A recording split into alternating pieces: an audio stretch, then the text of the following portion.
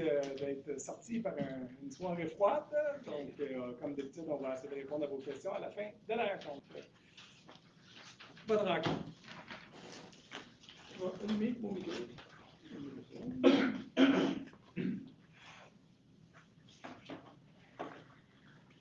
Et donc, est-ce que vous m'entendez? C'est bon?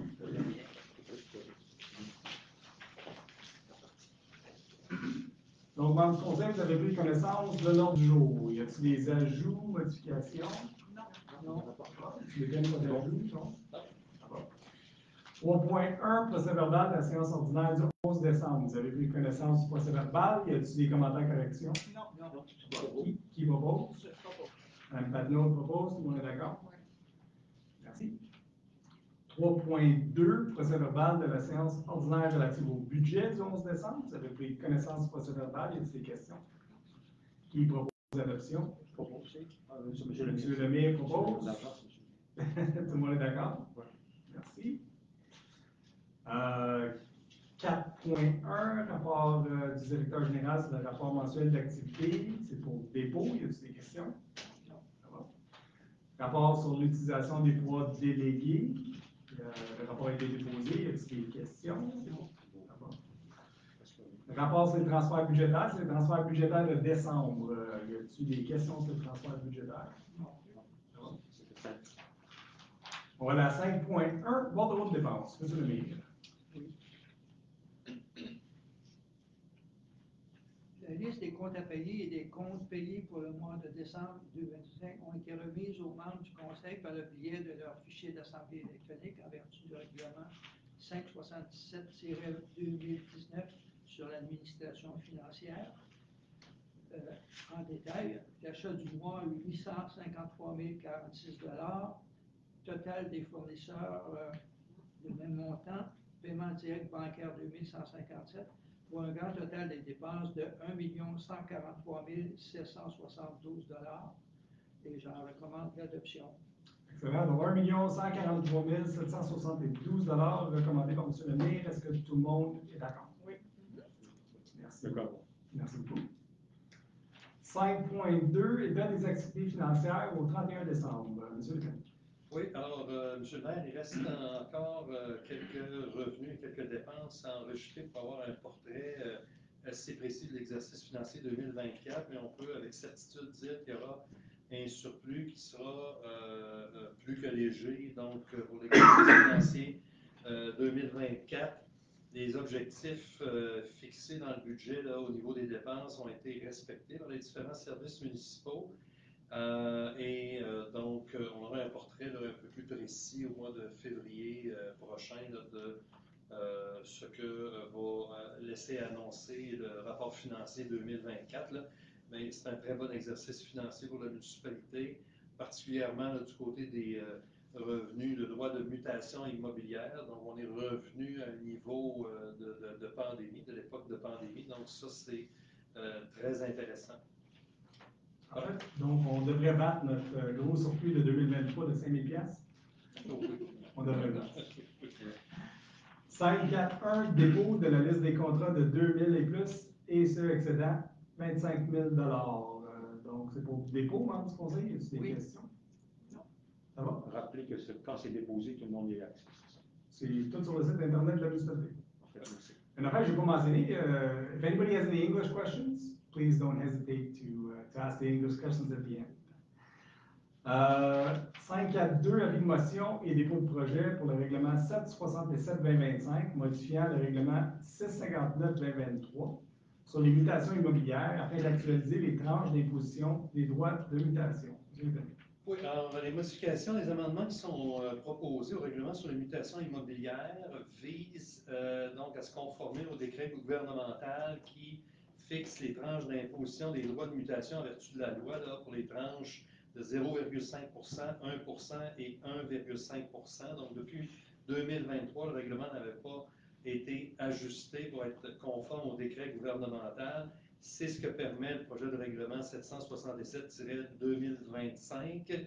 Et donc, ça fait par exemple passer la première tranche de 0,5 % là, de quelques 50 000 $ à 61 500 et ainsi de suite.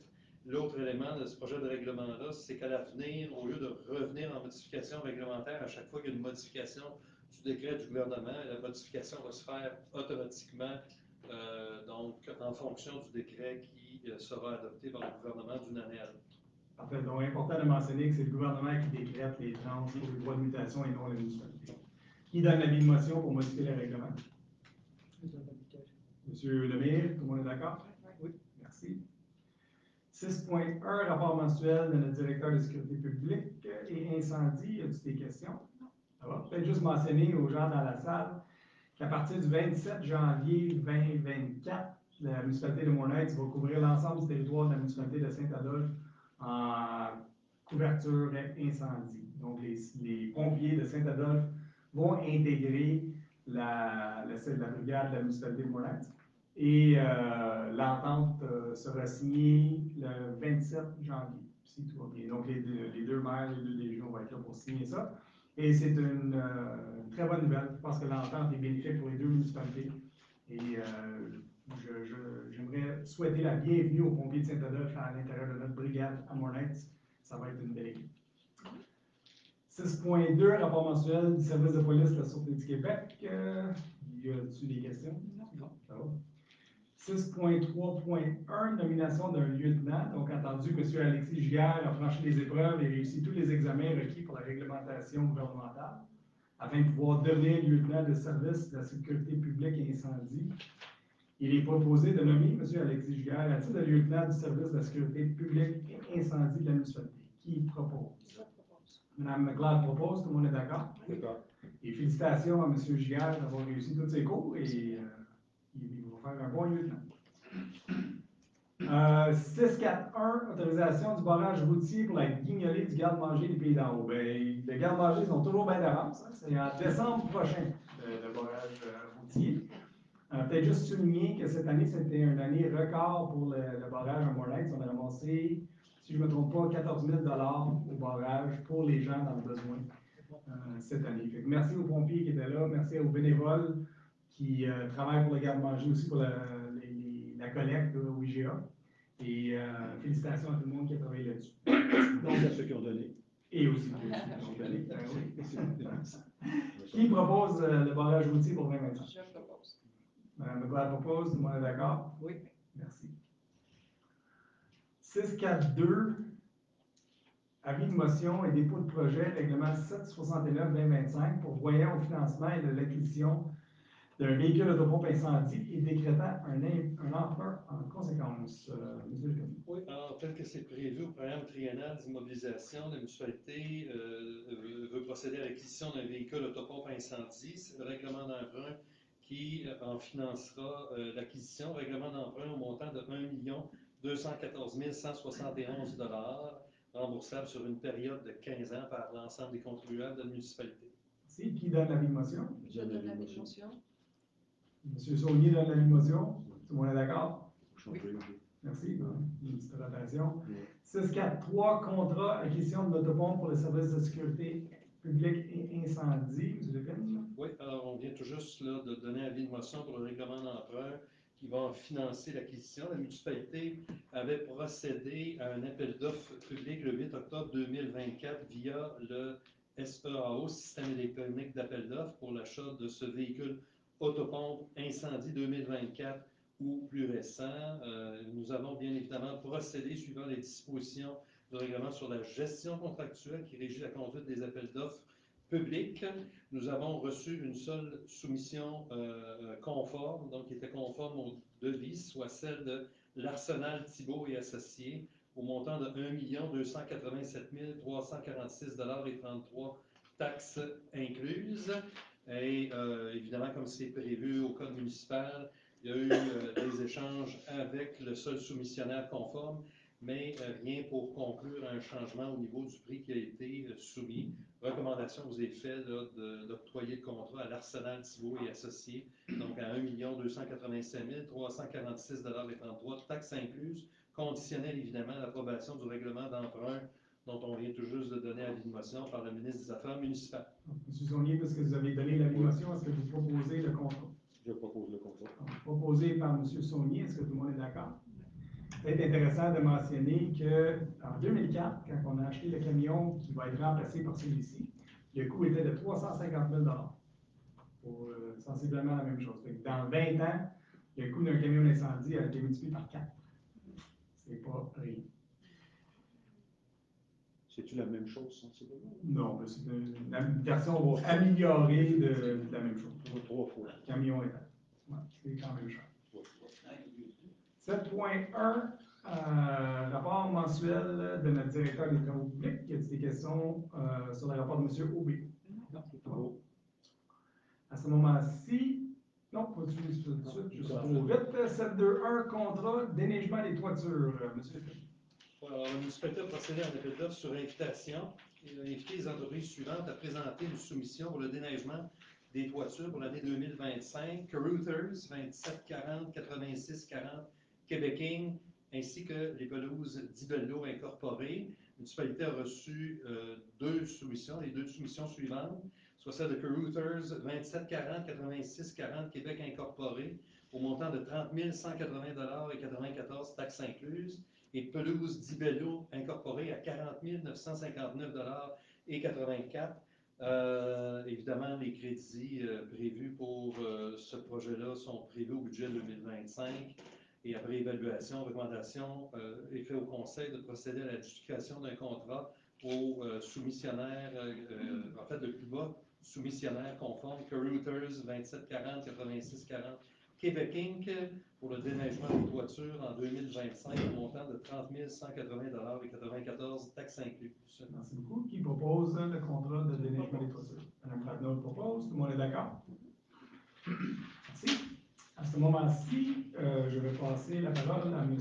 Saunier, qui est le maire suppléant pour ce mois-ci, puisque je suis un employé de David Riddle Excavation et le contrat concerne cette entreprise. M. Saunier. Oui, il s'agit d'un ajout de 2673 et 6 sous à un contrat global de 2 172 443,72 $. Alors, c'est un petit ajout. C'est pour ajouter un petit bout de la rue, à partir du chemin Kirkpatrick, la rue Paradis, à partir de l'ancienne rue Forger.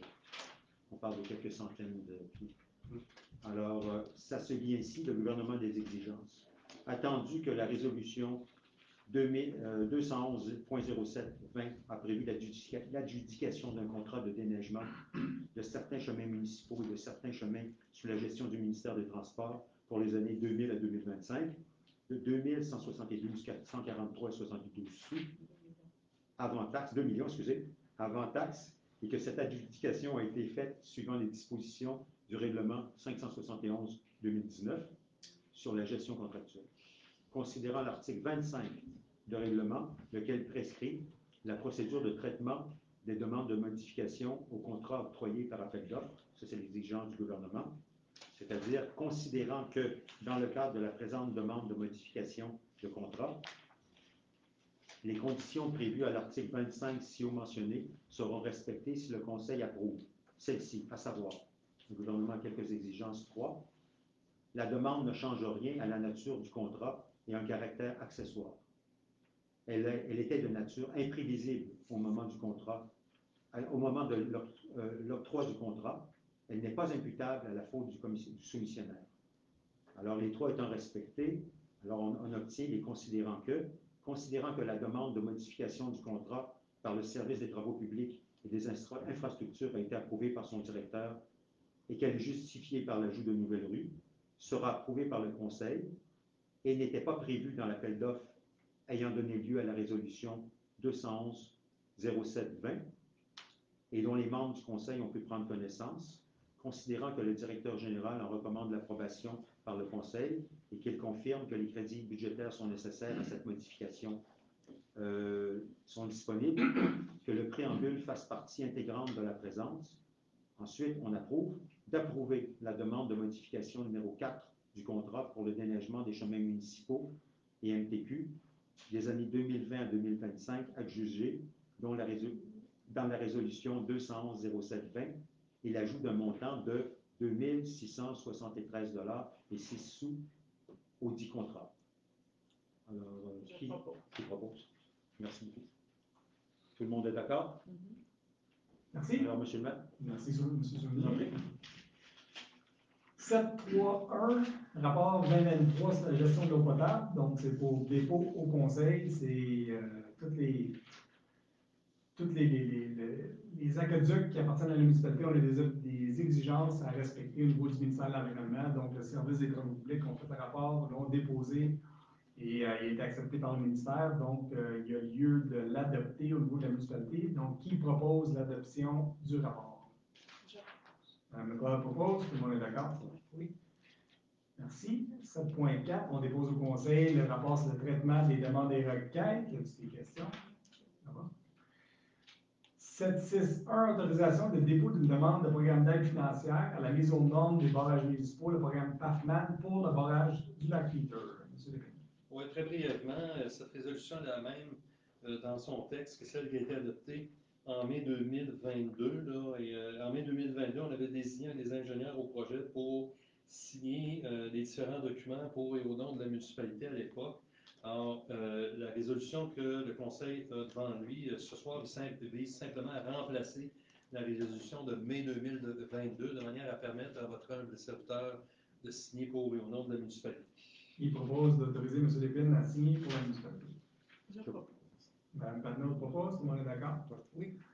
Le programme PAFMAN est spécial dans le fait qu'il faut avoir fini les travaux avant de demander les subventions. Je pense que c'est le seul qui fonctionne comme ça.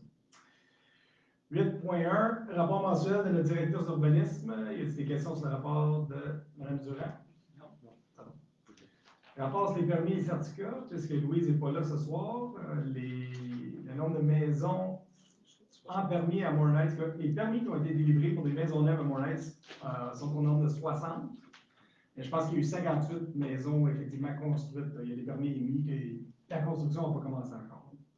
Fait que 58 maisons effectivement construites en 2024 à Mornice. 8.3, on n'a pas reçu de rapport de notre société de protection canine ce mois-ci. On va aller à 8.6.1, municipalisation, phase 2 de la rue Carver. Oui, alors la municipalité a émis le 17 février 2021 un permis de lotissement pour le développement immobilier de la phase 2 de la rue Carver. Le conseil municipal a ainsi autorisé la réalisation de travaux municipaux pour la construction de cette phase 2 sur la rue Carver. Les travaux de la rue ont été complétés suivant les paramètres de la politique sur la construction des infrastructures.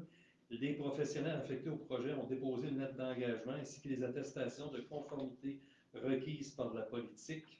Et donc, la directrice de l'urbanisme et de l'environnement ainsi que le directeur des travaux publics et des infrastructures recommandent au conseil la municipalisation de la phase 2 de la rue Carver, telle que définie dans la description technique qui est annexée donc aux documents qui ont été produits au conseil. Enfin, qui propose la municipalisation de la rue Carver? Je propose. Mme McLeod propose, tout le monde est d'accord? Merci. 8.6.2, avis de motion et dépôt de projet pour le règlement 768-2025, modifiant le règlement 642-2022 de zonage, afin d'ajouter divers usages dans la zone I2 et de préciser les dispositions concernant les constructions en zone à risque d'éboulement. Donc, pour situer un peu les gens dans la salle, on va vous mettre une image de la zone à l'écran. C'est la première page du document. Donc, la zone I2, c'est la zone de Gourmet-Village. Dans cette zone-là, il y a Gourmet-Village, il y a la petite atelier de soudure en arrière, il y a les entrepôts et l'ancienne fabrique de nourriture de Mme Louis à côté. C'est les 4 propriétés qui sont concernées par cette zone-là. Peut-être juste un préambule à la présentation. Quand on a fait le règlement d'urbanisme en 2022, il y avait toute une polémique qui entourait les entreprises de cannabis. Et on voulait s'assurer à l'intérieur de notre règlement d'urbanisme que le conseil municipal allait avoir un certain contrôle sur qu'est-ce qu'il allait se faire à l'intérieur de cette zone-là. Donc, on a permis très peu d'usages dans la zone. Au fait, c'est les usages quasiment uniquement qu'est-ce qui était déjà là était permis. Là, on voit que le risque pour les entreprises de cannabis qui s'établissent sont très, très minces à cette heure. L'industrie est en difficulté. Et on veut permettre à ces 4 propriétés-là d'avoir certaines options si jamais il y a des changements requis au niveau des usages-là. Donc, ce qu'on ajoute ce soir, et M. Lépine va vous les formuler un petit peu plus loin, c'est des usages commerciaux qui sont compatibles avec l'endroit et va permettre au propriétaire une certaine latitude si jamais il y a un changement qui est requis au niveau de l'usage à cet endroit-là. Donc, peut-être, M. Lépine, faire un petit résumé des usages qu'on propose à ce niveau-là, puis peut-être mentionner qu'il va y avoir une consultation publique officielle, hein, si je ne me trompe pas. Oui, absolument. Dans 2 C'est ça. semaines. Vous allez nous dire la date, là, je vais pas Oui, c'est ça. On va déterminer. Il y a un avis public qui va être donné. Parfait, merci. Donc, peut-être juste un petit résumé des usages. Oui, alors, dans ce projet de règlement, donc, ce qui est proposé d'ajout comme usage, donc C103, donc on parle de magasin d'alimentation spécialisé de façon générale. C104, magasin de préparation d'aliments incluant la vente au détail. C105, magasin de bière, vin et spiritueux. Et C106, marché public intérieur ou extérieur comportant une offre de produits alimentaires et de produits artisans. Autres usages donc, qui sont proposés d'être ajoutés à la réglementation pour la zone I2. C112, magasin à rayon de produits divers. C113, magasin de meubles et d'appareils ménagers domestiques. C114, magasin de fourniture de bureau. C115, magasin d'appareils et d'équipements électroniques, informatiques et de communication. Autres ajouts proposés, C201, service de coiffure et d'esthétisme, C202, service de massothérapie de soins corporels, C203, service personnel spécialisé, donc C204, bureau de professionnels de la santé et ressources en santé, et C205, garderie et services de garde d'enfants qui sont non visés par la loi sur les services de garde éducatifs à l'enfance. Autre proposition d'ajout, C303, clinique médicale. C304, service de réparation et d'entretien domestique. C305, services liés à la construction, l'aménagement paysager, déneigement, l'entretien des immeubles. C306, centre de formation et école d'enseignement privé liés au sport, aux loisirs et à la culture. C307, centre de formation et école d'enseignement privé pour l'apprentissage d'un métier. C308, bureau d'organismes de soutien, d'assistance et d'association. C309, atelier de création d'œuvres et d'artisanat. C310, studio d'enregistrement et production audiovisuelle. C311, imprimerie et centre de reproduction. C312, clinique vétérinaire pour petits animaux domestiques. C313, service de toilettage pour petits animaux domestiques. Et C314, service de livraison, messagerie et logistique. C416, service de livraison, messagerie et logistique avec entrepôt. C701, établissement culturel et de spectacle. C705, centre de conditionnement physique et centre d'entraînement. Et on termine avec P101, centre local de services communautaires ou CHSLD. P102, une ressource intermédiaire et ressources de type familial, conformément à la loi sur les services de santé et les services sociaux. P103, centre pour des clientèles ayant besoin de soins ou hébergement. P104, donc encore une fois, centre de la petite enfance. P105, établissement d'enseignement, maternelle, primaire, secondaire, établissement d'enseignement, centre de formation spécialisé. Et finalement, P107, administration et services gouvernementaux et paragouvernementaux. Merci beaucoup. Puis je pense qu'il y avait une modification également dans la même résolution pour les zones à risque d'éboulement. Oui, on va ajouter donc un alinéa à l'article 182 là, qui dit qu'aucun ouvrage n'est autorisé à l'intérieur de la dite zone d'éboulement. Et on remplacerait le texte de l'article 182.1 par ce qui suit. Donc, tout bâtiment, toute construction, tout ouvrage est interdit à moins de 15 mètres du pied d'un talus ou du haut d'un talus d'une hauteur de 5 mètres et plus, dont la pente est de 30% et plus. La distance minimale prescrite au premier alinéa peut être réduite si un rapport attestant de l'absence de risque signé par un ingénieur est soumis lors de la demande de permis.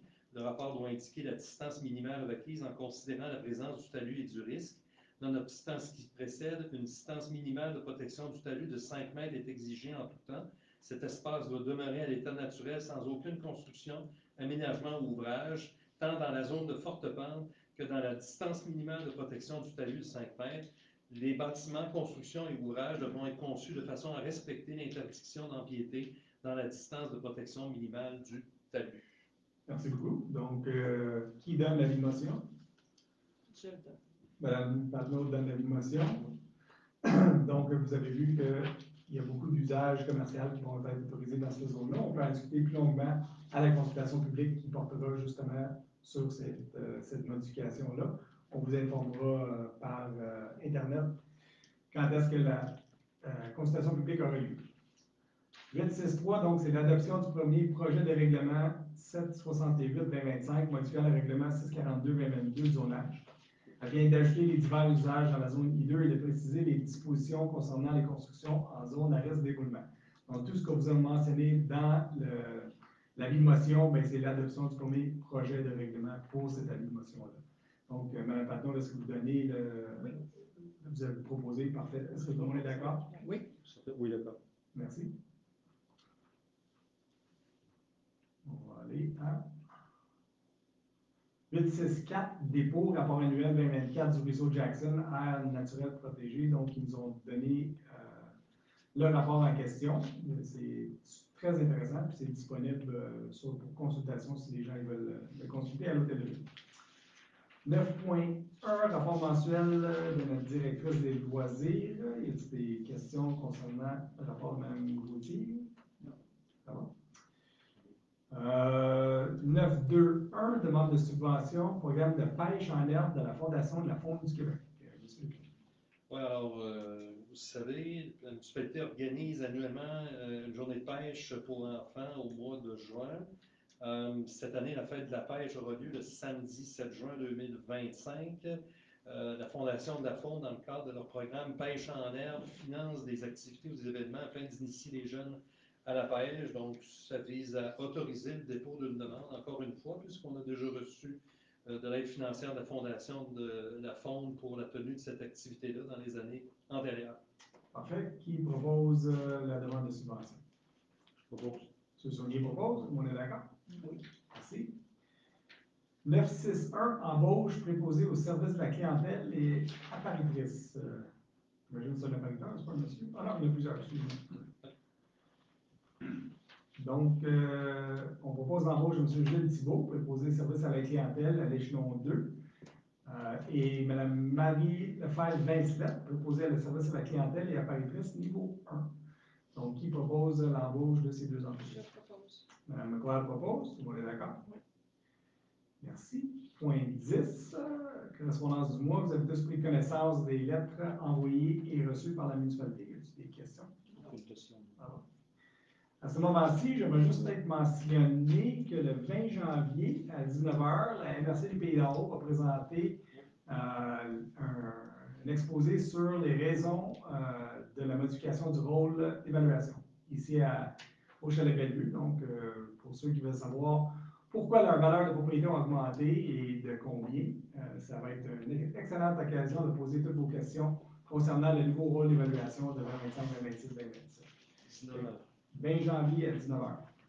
Et à ce moment-ci, c'est la première fois que je fais ça. Je fais un décret de dépenses et adjudication de contrat d'urgence. Parce que depuis, écoute, ça fait quasiment 16 ans que je suis maire, je n'ai jamais été obligé de faire ça, mais il y a un éboulement sur le chemin Tourteau qui nécessitait une intervention rapide. Donc, je vais lire le décret dans son entièreté.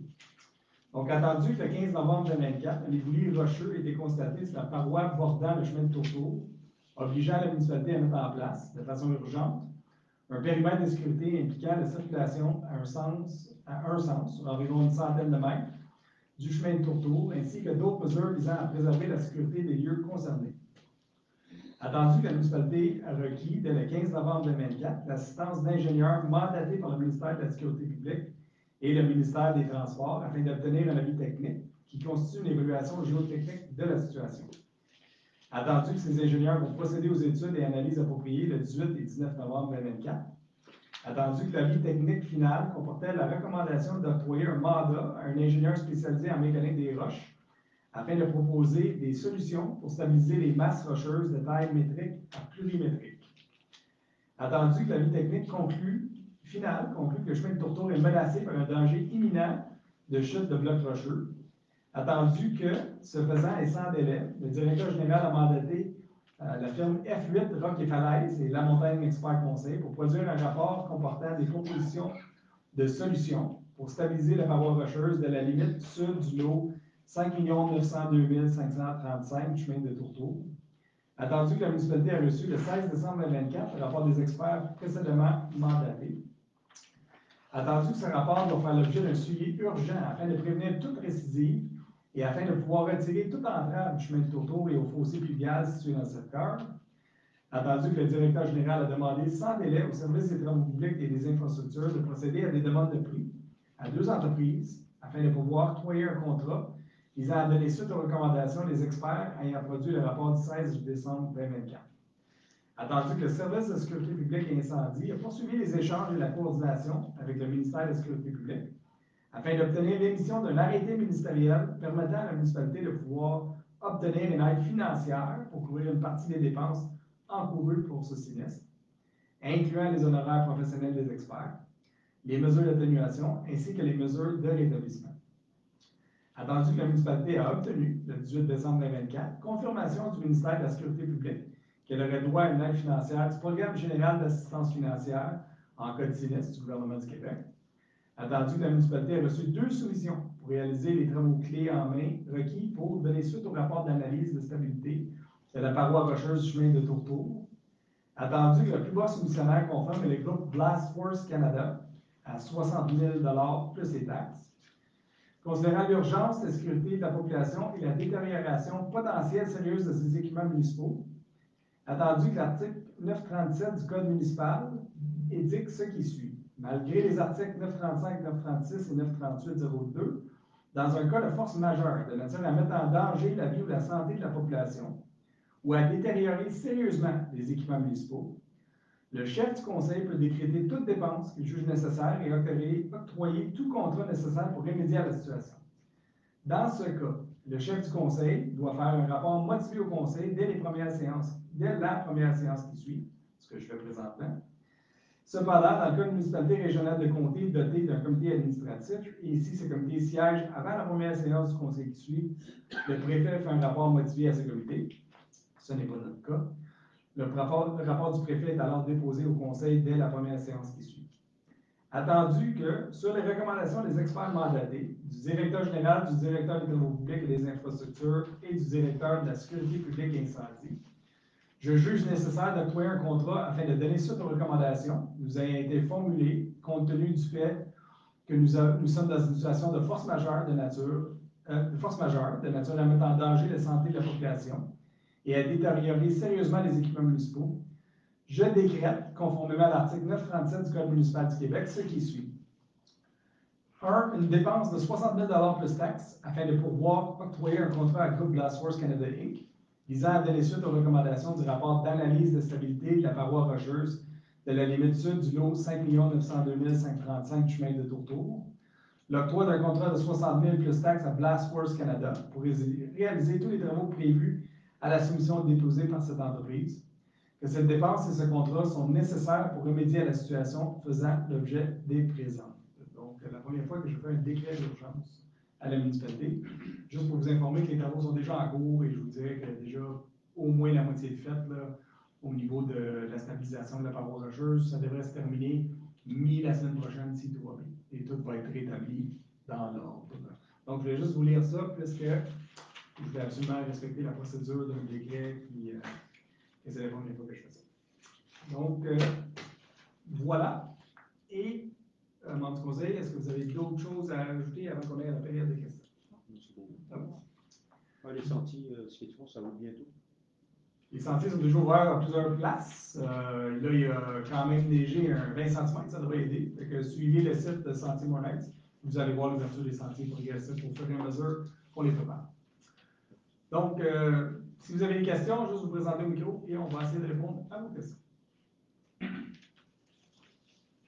Ça va? Merci tout le monde d'être venu ce soir, M. Lemay. Vive l'Assemblée. M. Lemay propose la levée de l'Assemblée, tout le monde est d'accord? Oui. C'est ce que je pensais. Merci. Je pensais que c'était la Bonne soirée tout le monde, et essayez de rester au chaud lundi, mardi, annonce moins 25.